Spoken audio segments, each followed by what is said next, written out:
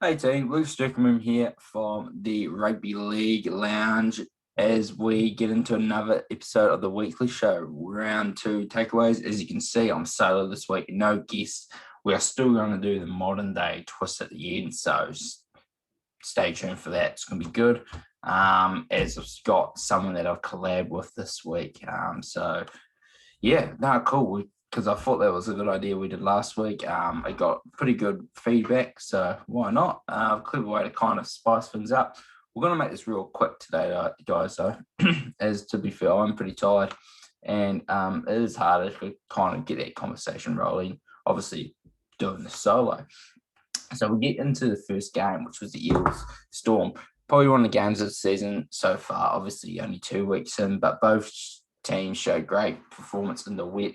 Eels just they played direct. They played like they should play, using their forwards rolling through. There was just some great typical performances and plays, I should say, from Guffo. Some gutsy try savers, just effort on effort. Mitchell Moses showed why he can be a playmaker that is getting his team around the park and not always coming up with the magic plays, but putting his game teammates in the best position. That bomb to Sevo was just surreal. Storm, nothing too major concerns for me. It just shows the importance of having Grant and Finucane there. It's obviously not dire straits without them, but I think at the end of the day, if they were there, we probably win that game. I think Brad Campbell's made a good takeaway. He said they miss Smith kind of directing them in those big games, and I tend to agree. I remember thinking, like, if Smith's in that game, we win. Just little simple stuff like that. Just being able, I shouldn't say simple, because if it's simple, anyone could do it. Just knows how to win, and that's something that you can't replace. But just referring to if Grant Finucane are there, you think you had Nelson Nelson, we'll just call him Nelson, one of those names today that I'm not going to be able to get out, just have some of those days, and Brandon Smith. If they're coming off the bench, I thought they were the most impactful players at stages in this game, especially when Smith come on again. He just gives that burst of energy. Nelson's impact was well missed when he was off the field because you could see the big boys at Eels are rolling through, and when Nelson was on there, he was rolling through. But when he wasn't there, um, there was no real like size mismatch for us. He was making meters easy when he was there. He was popping offloads, but once he was off, you could see it changed the tide. So nothing too concerning. Obviously, we're going to welcome those players back. The Entertain House's takeaway from this match was Paulo, the return back to Origin. Definitely, I think he will be one of the first picked off the bench, and also Guffo's great form. He's one of those guys you've got to really consider as a top five fullback. You think maybe he's not as skilled, as talented as Ponga? No way. But I'd rank him ahead of Ponga. He's going to bring it every weekend, and he does things that, even though, yes, he's had games where he's had 300 metres on the stat sheet, blah, blah, blah, his stat sheet doesn't always tell the whole picture. You've really got to watch his game closely to see his. Shouldn't say closely. You just got to watch the game. You see those try savers that don't come up on the score sheet, or those fast effort, high tempo players, and the leadership stuff. You just can't see that on a stat sheet. So, overall, these two teams for me do have shots to win the premiership there. And the Eels really proved that. I think they need to prove that this week, and they did. Um, Also, let's get on to the next game quickly. As I said, we're not going to be too long. It was the Warriors and the Knights. Talk about four packs. The Knights four pack is, full of New South Wales reps. And for me, I thought the talent disparity at times was quite evident, but the Warriors actually looked like they were going to, take this game from the grasp. And then Braven Best proved why he really needs to be considered for Origin. They've obviously been going for the fullback slash 5'8" and Whiten and Guffo as centres, but I think that had a lot to do with not having that great talent there in the centre positions of late, that were being kind of used to putting fullbacks there. But with the likes of Latrell, obviously is a fullback now, but can be classed as a specialist centre because he won 2 premierships as a centre. You got Best, you got Crichton, you got Lomax, you got Tony Staggs. The talent's there. And if you get them in early, obviously those players are just named a young, well and truly in their career. Bradman Best is in the position like many to be there. Mitchell Pearce has shown good signs early. Warriors, show good signs too. But I think they are missing that X factor. And I think everyone's keeping a bit quiet on Sheck. Last year, I didn't think he had a great season. And I just don't think he is able to, because of the talent around him and attack, there's just not that much opportunity for him. He's definitely trying, but and he shows like, oh yeah, he's going to break out a step, and he can just get shut down. So it's just being able to just get him into the game more. Let's go to the Titans, the Broncos. Bit of a reality check for the Broncos for me, and bit of a reality check in the other sense for the Titans. People were probably thinking last week, oh God, did we overhype the Titans? Maybe you might have. I've got them 7th, and I'm still confident with that after last week's performance. They moved the ball well. You saw the likes of Peachy and Rain showing what they can do. I think they on paper suit today's game with the mobile fast guys around the ruck causing damage. And then you've got Fogarty stepped up this week. Ash Taylor showed some great signs, and with the forward pack, Tino and Fafita really showed their worth. And they did this without Kelly as well.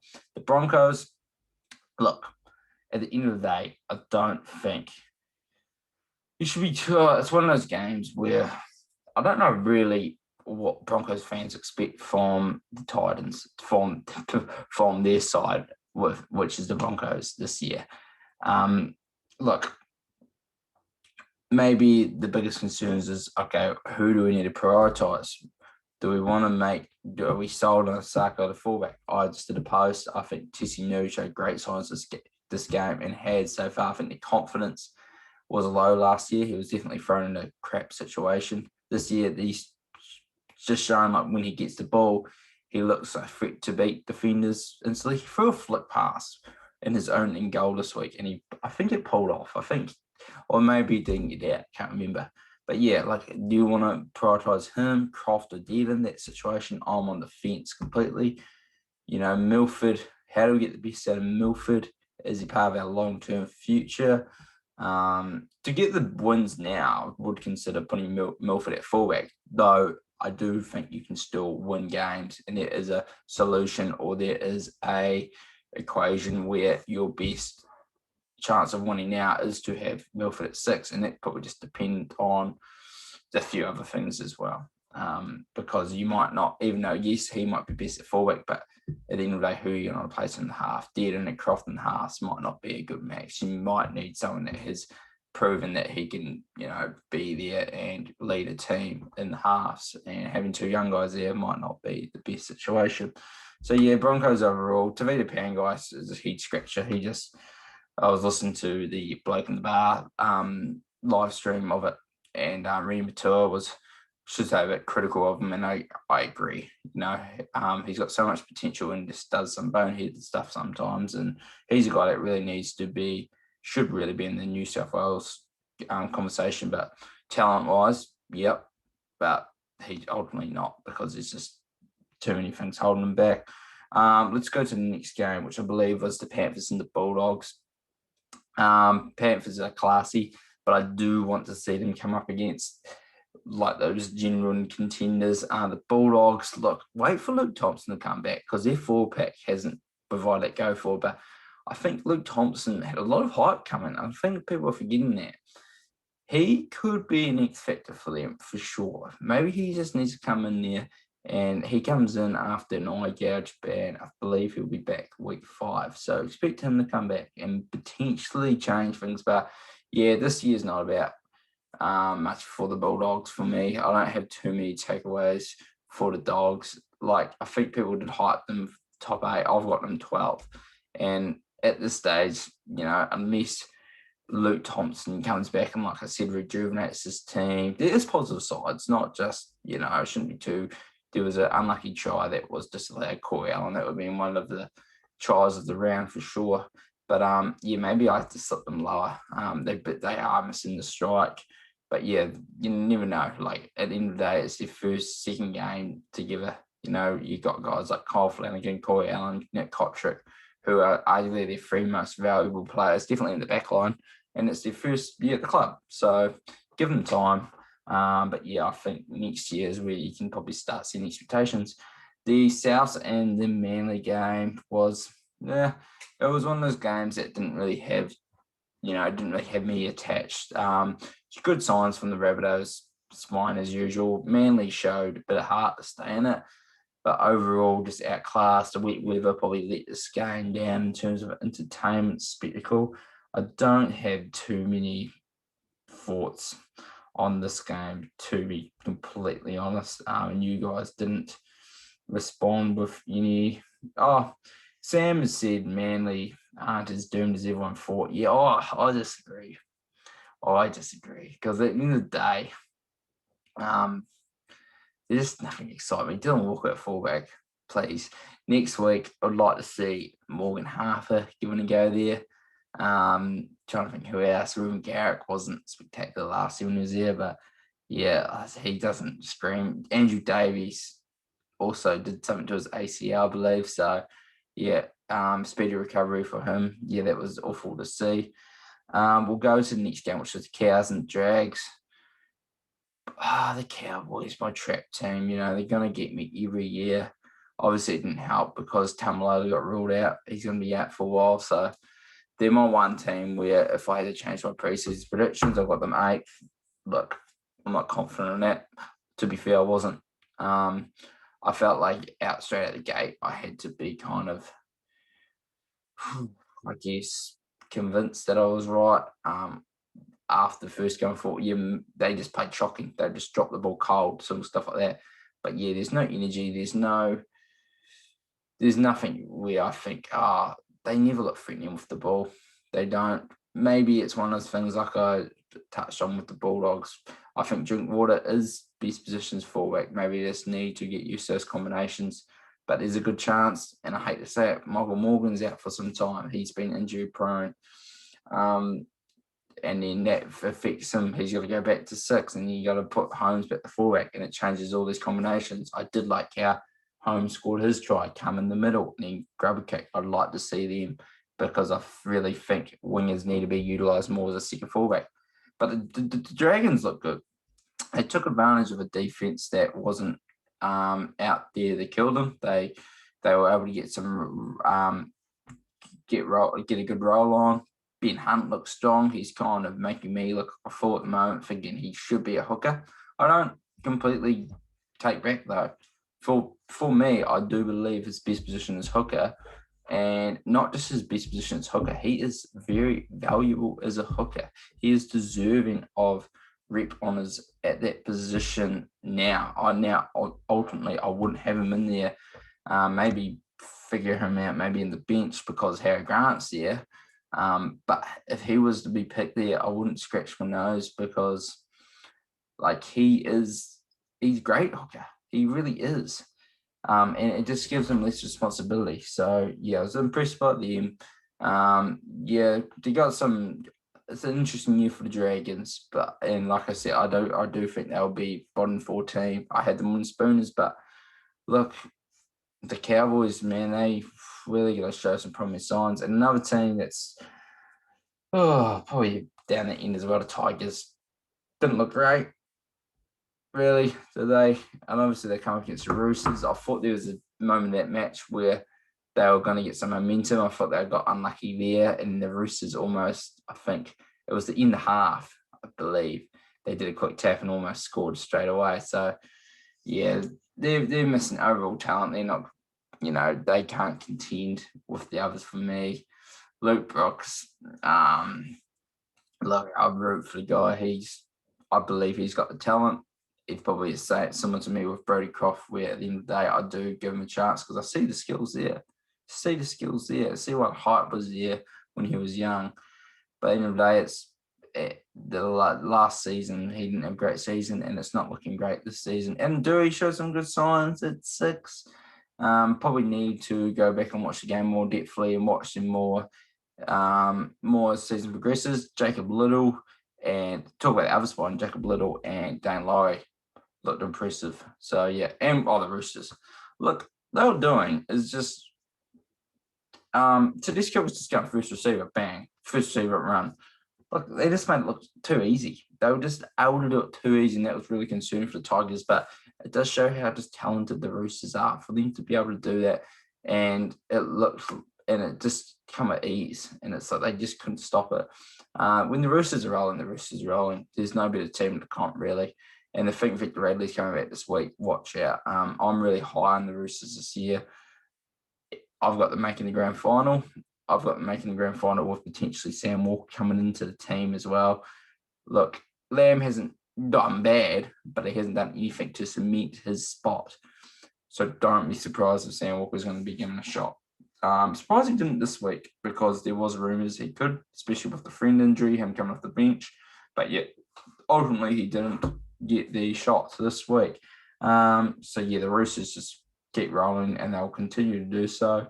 And in the last game of the round, didn't watch much of this game, I must admit. I only watched the last 10 minutes and little bits in here, and that was the Raiders and the Sharks. And obviously the main talking point of this game is Chad Townsend missing him shanked one and then missed some two crucial conversion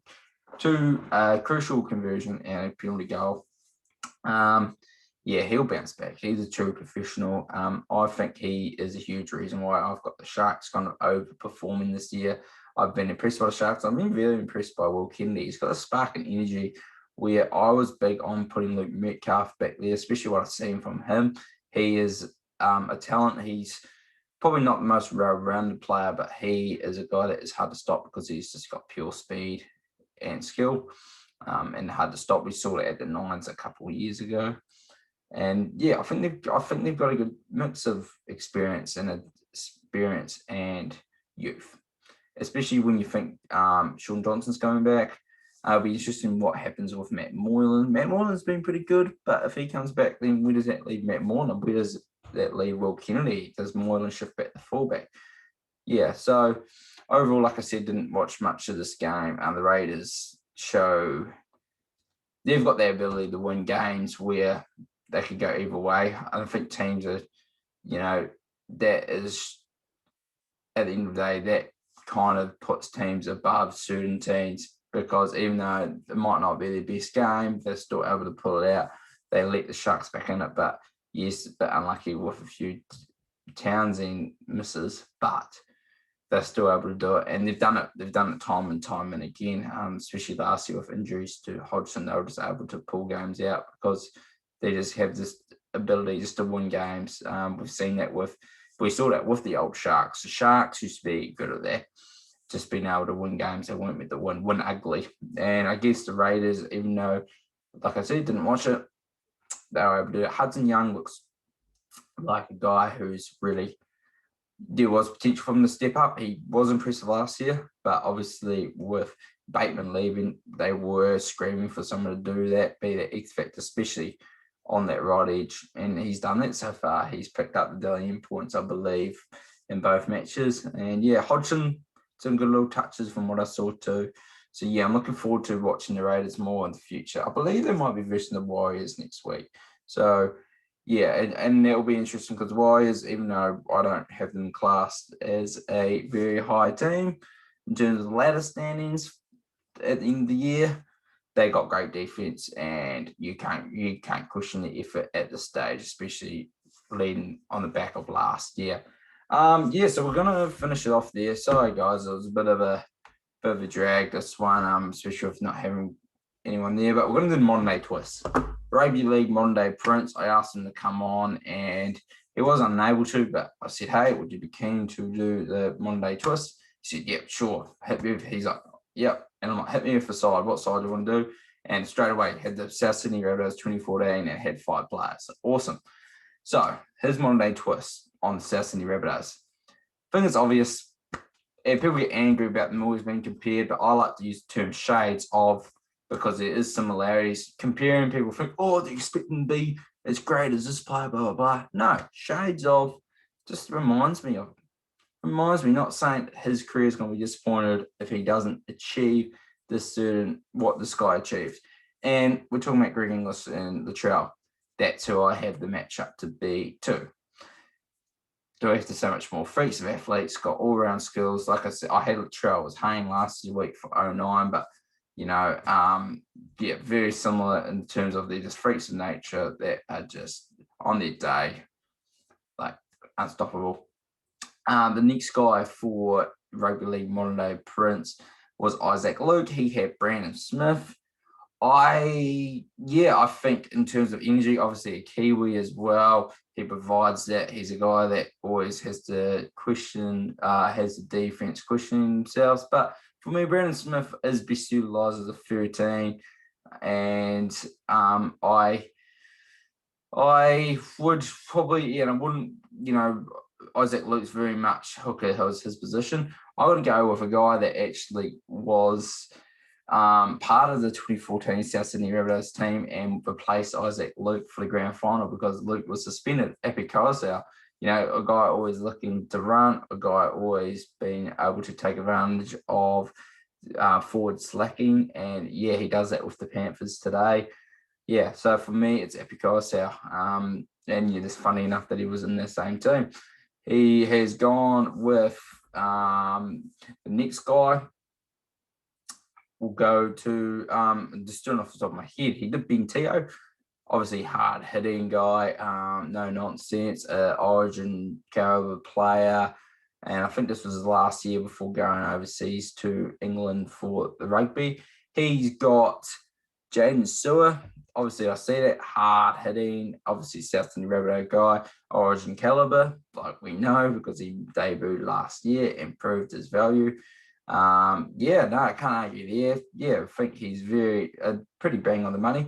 I've gone with Tyson Frizell as well. I think, in terms of guys that you just don't know nonsense, maybe not the flashiest guys, but they're, top 10 in their position for a reason. They're big, solid, strong on both ends, can pop offloads as well. And at the end of the day, when their teams are firing, they're more than just performing well, but they're a bit of the heart and soul. We've heard some great stories about Ben Teo kind of providing that during that 2014 run. And I think Tyson Frizell has shown there's been a lot of games where you really unwrap it and you think, I think that's why the Blues won that game. Because even though maybe the stat sheet didn't screen it, you look back and you just think he ran with purpose. Everyone wanted to follow Tyson Frizell. Now, this next guy is Sam Burgess, another guy who can be hard and soul. Obviously, we know how great he is. He's effort on effort. He is just one of the best big men to play the game in my eyes. He has gone with Jason Taumalolo. I think he has purely gone for dominance at that position and just been like, and I think he has gone pretty well here. Obviously, I think there is big differences between them, but in terms of the impact, there's no one that quite impacts the game like Sam Burgess did now, and that isn't Jason Taumalolo in terms of the skill set and their position and their status in the game. I've gone with a bit of a different approach. A guy that's currently injured, but that leader, the guy that's going to take the ship carries, the guy that is going to put his body on the line, rep caliber, one of the best positions, not a lock. But I've gone with Boyd Cordner, great leader, guy that, like I said, like we know he's been a bit of percussion kind of scenario at the moment with, potentially his career being in jeopardy. Maybe that, as I say, putting his body on the line can be maybe his biggest fault and biggest detriment because it's put his safety at risk. And Burgess can do that at times as well. So for me, I've gone with that because I just think leader. I think straight out, he puts it all on the line and not be the most skilled players, but you wouldn't argue if you had them ranked as the best in their position, not just for them at that time, but for like that era, Boyd Cordner, best second row of the last 10 or so years, Sam Burgess, that's hard with Taumalolo, but the best middle forward for the last 10 years. If someone said that to me about both players, I wouldn't put them past it, even though they're not the most skillful. The last guy is the underrated John Sutton, the captain of the 2014 Premiership winning side. Obviously, a guy that's played in half, back row, lock. He's very versatile. Unlucky not to make New South Wales, people reckon at times. I'm not too sure if there was particularly time in general, but he wouldn't have I don't think he would have looked out of place in the arena. Guy that can run good lines and play make, and he's got Elliot Whitehead. I think it's a pretty good comparison. A guy that he said Whitehead and John Sutton both very criminally underrated, he said. And I've gone with a guy that's also a playmaker and a guy that has played in halves before, and Tohu Harris. Tohu Harris probably got more of a work rate in terms of when he is in the middle, but as second rowers, Tohu Harris reminds me of John Sutton, the ability to ball play at the back, the ability to run lines, the ability to be a leader for his team as well, especially teams that probably needed their leadership as well. As Tohu Harris, I think, is playing a strong role within the Warriors kind of just, system and organisation at the moment, obviously, not just with what he's producing. He's producing great footy, but yeah, he's just guy that's really stepped up as a leader too. So yeah, I really like the LA Whitehead choice, but I just got to go with Tohu Harris. I think the body type's more suited, and yeah, just probably the fact that I haven't seen Whitehead. I don't know has been a half before, and not that Tohu Harris should be known for playing the halves, but I think that's more fits him rather than Whitehead. But hey, great choice. Personally, I thought almost hit it spot on. So yeah, that's it, guys. Thank you, Rugby League Modern Day Prince, for that, and hopefully have him on one day. Might be a bit of a issue doing that, but yeah. And also, guys, you might not get to the end of this, but if anyone is keen to come on, please give me a yell. Always keen to have people on board. So, cheers, guys. Have a good week, and I'll catch you next week. Cheers.